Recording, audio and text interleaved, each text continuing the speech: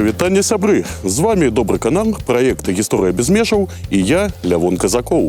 Беларуская восень працягвае радаваць нас добрым надвор'ем. І дзякуючы гэтаму, сёння мы накіраваліся на 145 кіламетраў на паўднёвы ўсход ад беларускай сталіцы, у слаўны горад Бабруйск. Пры слове «Бабруйск» сход хваравіта застагнаў. Усе былі згодныя ехаць туды хоць зараз. Бабруйск лічыўся цудоўным, высокакультурным месцам. Менавіта такіх панегірак гэтаму беларускаму гораду змясцілі Ілля Ільф і Яўген Пятроў у сваім славутым рамане «Залатое цяля». І мне застаецца толькі лішні раз падпісацца пад гэтай цытатай ад літаратурных класікаў. І насамрэч, восеньскі Бабруйск пакідае толькі станоўчае ўражанне. На вялікі жаль, час нашага знаходжання ў горадзе сёння абмежаваны. І таму я запрашаю вас завітаць у бадай што самае яскравае месца Бабруйска гістарычнага – Бабруйскую фартэцыю. І сёння вы даведаецеся, калі ж яна з'явілася, чаму яе будаўніцтва фактычна паставіла крыж на абсалютнай большасці бабруйскіх гістарычных помнікаў, што яе аб'ядноўвае з легендарнай брэсцкай крэпасцю, ну а таксама, што ж звязвае фартэцыю з рухам дзекабрыстаў. Пра ўсё гэта ды не толькі пагаворым у бліжэйшыя некалькі хвілін. Заставайцеся разам з намі.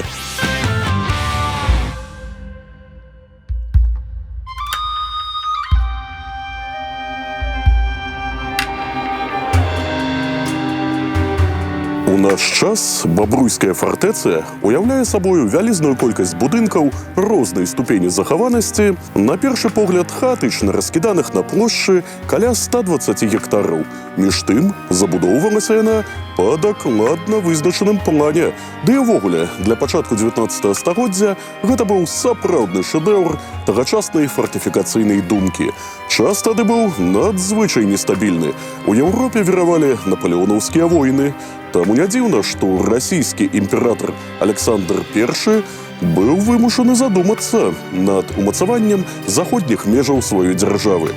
Расійская імперыя мела неблагія крэпасці ў Рызе ды Кіеве, але паміж імі была цэлая 1000 кіламетраў, што неяк аптымізму не дадавала. Вось і вырашылі дадаткова пабудаваць крэпасці ў Даўгаўпінсе і Бабруйску, каб атрымалася сапраўдная лінія абароны.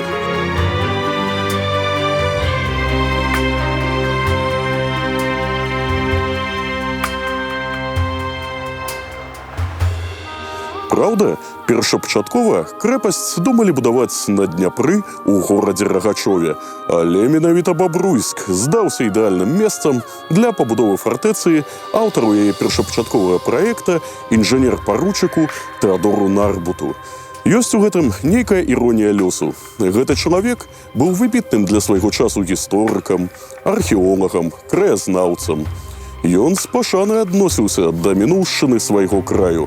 Вось толькі яго праект будаўніцтва Бабруйскай фартэцыі фактычна прадугледжваў ліквідацыю ўсяго гістарычнага цэнтру Бабруйска. Рэшткі старога гарадскога замку, ратуша, цэрквы, касцёлы, сінагогі. Больш за тысячагоддзе гісторыі горада пайшло пад знос у імя будаўніцтва фартэцыі. Аднак праект Нарбута падтрымаў ягоны непасрэдны начальнік. Інспектар інжынернага дэпартамента вайсковага міністэрства Расійскай імперыі Карл Оперман. Так што 16 чэрвеня 1810 года быў выдадзены загад Александра I аб пачатку будаўніцтва, і праца літаральна завіравала. Калі размова ішла пра патрэбы вайсковага ведамства, то з выдаткамі ніхто не лічыўся. Для рэалізацыі гэтага па праўдзе грандыёзнага праекта у Бабруйск прыгналі 1000 салдат і прыгонных сялян з розных губерняў. Так што ўжо напрыканцы 1811 года большая частка працы была скончана, а бліжэй да лета 1812 у фартэцыю быў накіраваны 4000-ны гарнізон і 344 гарматы.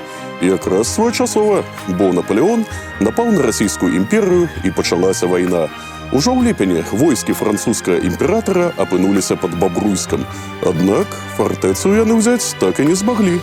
Аблога працягвалася ажно да лістапада і скончылася разам з панічным адступленнем французаў. Праект бабруйскай фартэцыі выдатна даказаў сваю прыдатнасць. І як сведчанне гэтаму, у 1829-м усё той жа Карл Оперман стварыў праект аналагічнай крэпасці ў Брэсце. Будаўніцтва было скончана пасля яго смерці ў 1842 годзе, і амаль праз стагоддзя адбылася самая яскравая старонка яе гісторыі – гераічная абарона ад нямецкага нападу. Але гэта было нашмат пазней.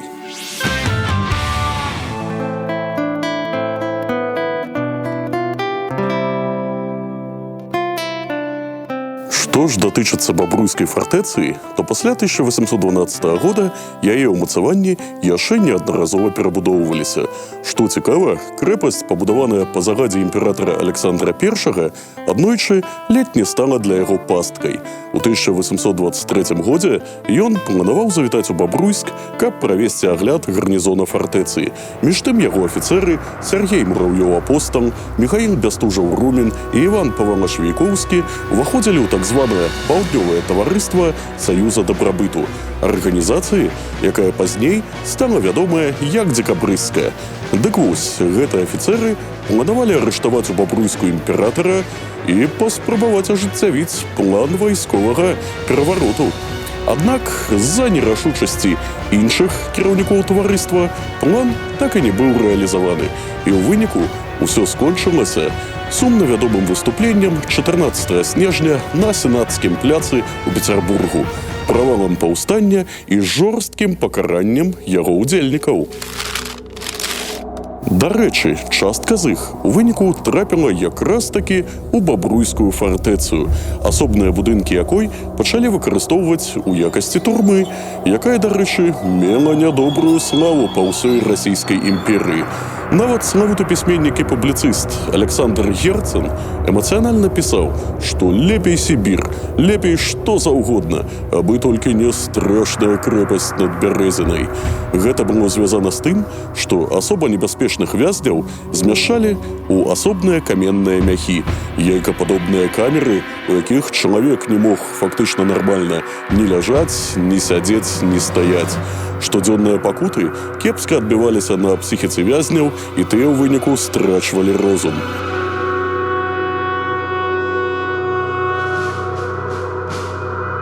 Страшная гісторыя бабруйскай крэпасці працягнулася і ў 1941 годзе. У яе будынках немцы размясцілі канцэнтрацыйны лагер для савецкіх ваеннапалонных, сумна вядомы як шталах нумар 131, у якім было знішчана каля 40 000 вязняў. Так што руіны будынкаў бабруйскай фартэцыі памятаюць самыя жахлівыя старонкі беларускай гісторыі.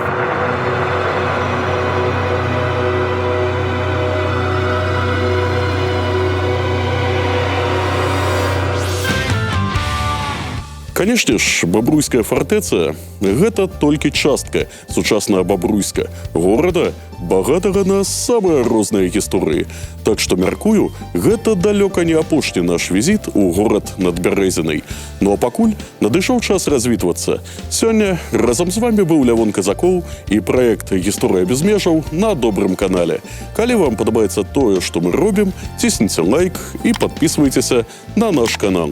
Ну а мы крочым далей у пошуках самых цікавых гісторый і самых цікавых мясцін беларускай зямлі. Так што сачыце за навінамі. До наступных сустрэчаў!